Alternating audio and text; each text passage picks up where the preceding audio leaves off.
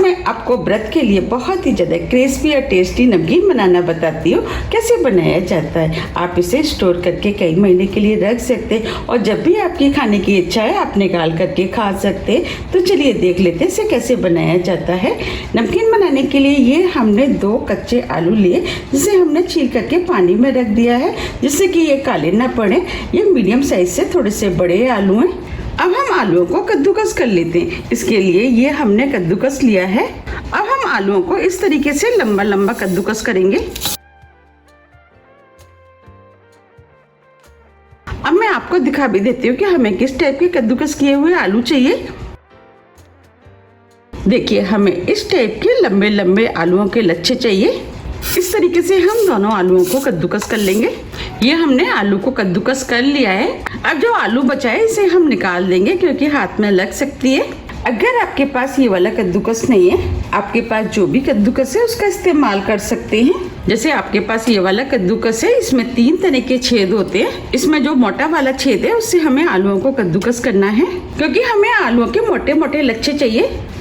अब हम आलूओं को 3 से 4 बार साफ पानी से धो लेते हैं क्योंकि आलूओं के अंदर जो स्टार्च होता है उसे हमें निकालना है जिससे कि हमारे आलू के लच्छे क्रिस्पी बने। ये हमने आलूओं को 3 से 4 बार साफ पानी से धो लिया है। आलू के अंदर जितना भी एक्स्ट्रा पानी था वो हमने निकाल दिया है। ये हमने कॉटन का कपड़ा लिया है। ये जो आलू के लच्छे बनाए थे उसको हम इस कपड़े पे डाल देते।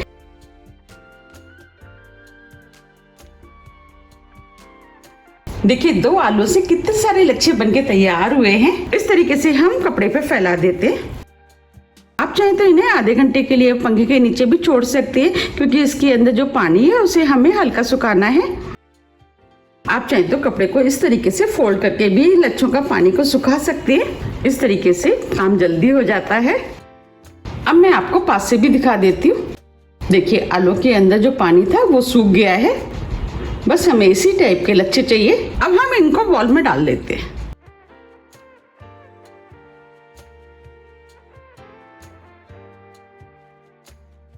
अब हमने आलू के सभी लच्छों को इस बॉल में रख दिया है। अब हम लच्छों को फ्राई कर लेते हैं। इसके लिए कढ़ाई में हमने ऑयल गरम करने के लिए रख दिया था। अब हम ऑयल को चेक कर लेते हैं। हम इसके अंदर एक लच्छा डाल देते हैं। देखिए, लच्छा तुरंत ऊपर आ गया है, इसका मतलब ऑयल गरम हो गया है। इनको फ्राई करने के लिए हमें तेज गरम ऑयल चाहिए। अब हम लच्छों को कढ़ाई में डाल देते हैं। हमें इस तरीके से लच्छों को कढ़ाई में डालना है जिससे कि ये आपस में चिपके ना, और इनको फुल फ्लेम पे 1 मिनट के लिए इसी तरीके से फ्राई होने देते हैं। आप देख पा रहे हैं कितने इसके ऊपर झाग आ गए हैं। ये जैसे जैसे फ्राई होते जाएंगे झाग कम होते जाएंगे। 1 मिनट करीब हो गए। आप देख पा रहे हैं ऊपर से झाग भी कम हो गए हैं। अब हम इनको पलट देते हैं। अब हमने फ्लेम को स्लो मीडियम कर दिया है। हम इन्हें स्लो मीडियम फ्लेम पे हल्के गोल्डन कलर का क्रिस्पी होने तक फ्राई करेंगे और इस तरीके से हम चलाते रहेंगे जिससे कि ये चारों तरफ से एक से सिक करके क्रिस्पी बने। हमें फ्राई करते समय ध्यान रखना है कि फ्लेम को स्लो मीडियम या स्लो फ्लेम पे ही इनको फ्राई करना है जिससे कि ये क्रिस्पी बने। अगर हम इनको तेज फ्लेम पे फ्राई करेंगे तो इनका कलर ऊपर से तो चेंज हो जाएगा लेकिन अंदर से ये कच्चे रह जाएंगे। आप चाहें तो बीच बीच में फ्लेम को स्लो भी कर सकते हैं। अगर आपको लग रहा है कि ऊपर से कलर चेंज हो गया है और ये अंदर से अभी कच्चे हैं तो आप फ्लेम को स्लो कर लें। बस फ्राई करते समय आपको फ्लेम का ध्यान रखना है। अगर आप ध्यान रखेंगे तो आपके बहुत ही बढ़िया फ्राई होंगे। आप देख पा रहे हैं धीरे धीरे इसका कलर चेंज होता जा रहा है। आप देख पा रहे हैं ये क्रिस्पी होना शुरू हो गई है और इसके अंदर से आवाज भी आना शुरू हो गई है। अब हम इनको 1 मिनट करीब और फ्राई कर लेते हैं। 1 मिनट करीब हो गया है। अब ये फ्राई हो गई है और क्रिस्पी भी हो गई है। अब हम इनको प्लेट में निकाल लेते हैं।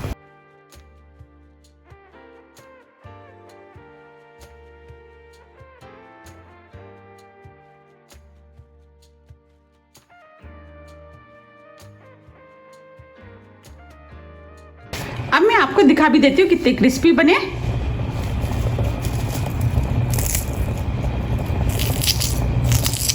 देखिए बने हैं ना कितने क्रिस्पी।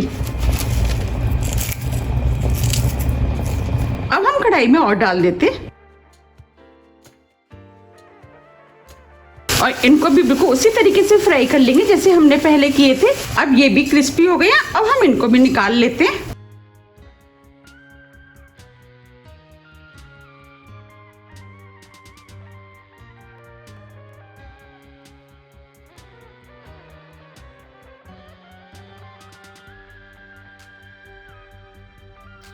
आप देख पा रहे हैं कितने बढ़िया क्रिस्पी हुआ और कितना बढ़िया कलर आया है। देखिए मैं आपको दिखा देती हूँ, देखिए ये भी क्रिस्पी हो गए हैं।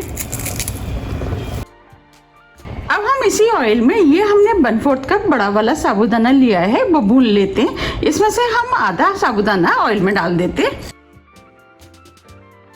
और साबूदाने को इस तरीके से मीडियम फ्लेम पे भून लेते हैं। आप देख पा रहे हैं साबूदाना पॉपकॉर्न की तरह फूल गया है। अब हम इसे बाउल में निकाल लेते हैं।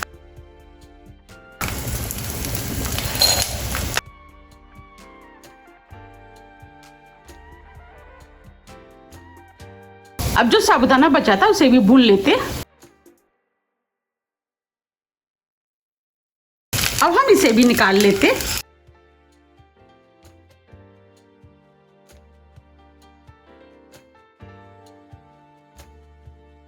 ये हमने कच्ची वाली 1/4 कप मूंगफली ली है, इसे भी भून लेते हैं। अब ये मूंगफलियां भी भुन गई हैं। अब हम इनको भी निकाल लेते हैं।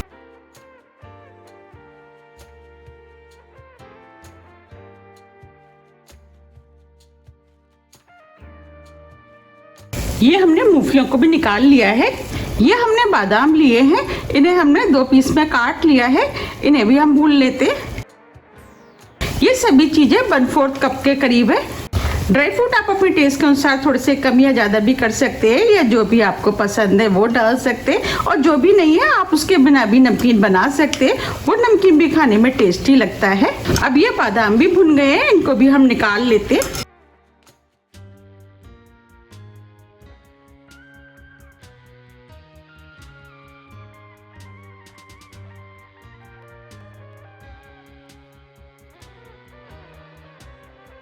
काजू, इन्हें भी हमने 2 पीस में काट लिया है, ये भी भून लेते हैं। अब ये काजू भी भुन गए हैं, इनको भी निकाल लेते हैं क्योंकि ये काजू बहुत जल्दी भुन जाते हैं।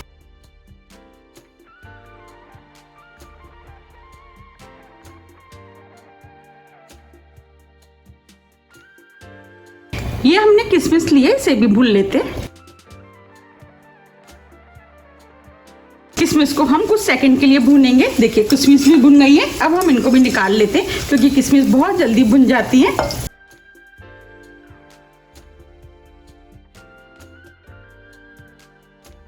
ये हमने कुछ करी पत्ते लिए, उनको भी भून लेते हैं। अब ये करी पत्ते भी भुन गए हैं, इनको हम साइड में रख देते हैं और फ्लेम को ऑफ कर देते हैं।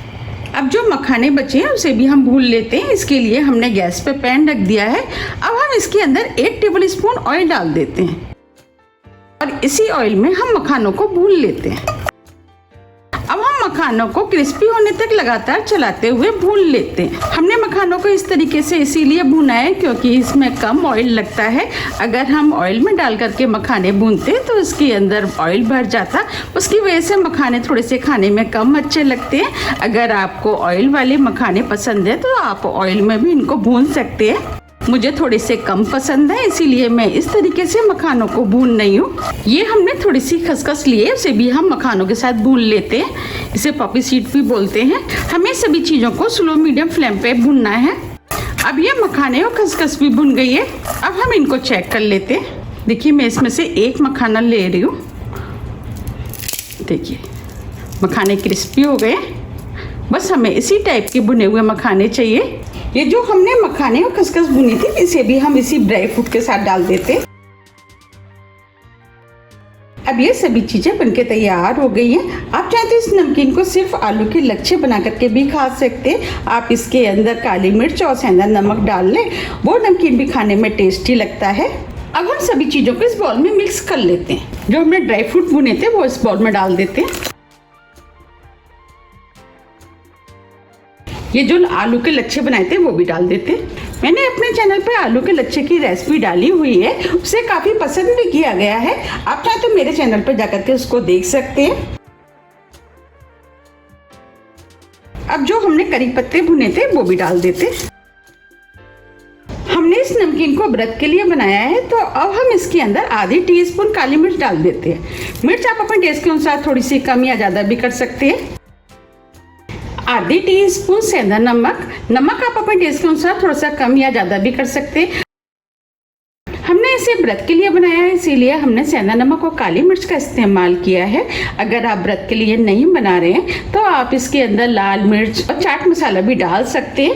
अब हम इस नमकीन को और भी ज़्यादा टेस्टी बनाने के लिए इसके अंदर 1 टीस्पून पाउडर शुगर डाल देते हैं। इससे नमकीन खाने में बहुत ही ज़्यादा टेस्टी लगता है।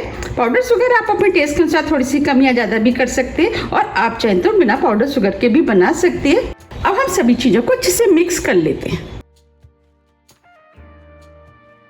ये हमने नमकीन को मिक्स कर लिया है। अब मैं आपको नमकीन को सर्व करके दिखाती हूँ। देखिए कितना बढ़िया नमकीन बनके तैयार हुआ है। आप इस नमकीन को बनाइए, खाइए, फिर मुझे कमेंट्स करके ये जरूर बताइए कि आपको ये कैसा लगा। अगर आपको मेरी रेसिपी पसंद आ रही है तो आप रेसिपी को लाइक कर दीजिएगा। अगर आपने मेरे चैनल को अभी तक सब्सक्राइब नहीं किया है तो आप चैनल को भी सब्सक्राइब कर दीजिएगा और बेल आइकन को भी प्रेस कर दीजिएगा, जिससे कि मैं जब भी नई वीडियो अपलोड करूं उसका नोटिफिकेशन आपको सबसे पहले आए।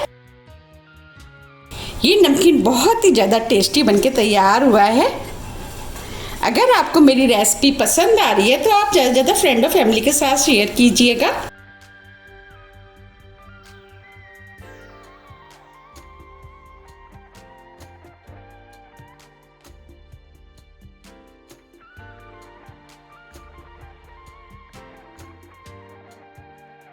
अब मैं आपको दिखा भी देती हूँ कितना क्रिस्पी बना है। देखिए बना है ना कितना क्रिस्पी। आप इस नमकीन को किसी भी एयरटाइट डिब्बे में भर करके रख सकते हैं। मेरे बच्चों को तो ये नमकीन बहुत ज़्यादा पसंद है। मैं अधिकतर इस नमकीन को बनाती हूँ और मेरा नमकीन तो बिल्कुल इसी तरीके का क्रिस्पी बनके तैयार होता है और ये खाने में तो बहुत ही ज़्यादा टेस्टी लगता है। आप भी अगर इस तरीके से बनाएंगे तो आपका नमकीन भी बिल्कुल ऐसा ही बनके तैयार होगा।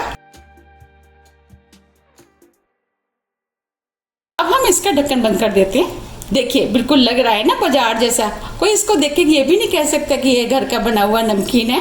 और ये नमकीन काफ़ी कम रेटों में भी बनके तैयार हो जाता है। तो आप मुझे कमेंट्स करके ये ज़रूर बताइए कि आप इस नमकीन को कब बना रहे हैं।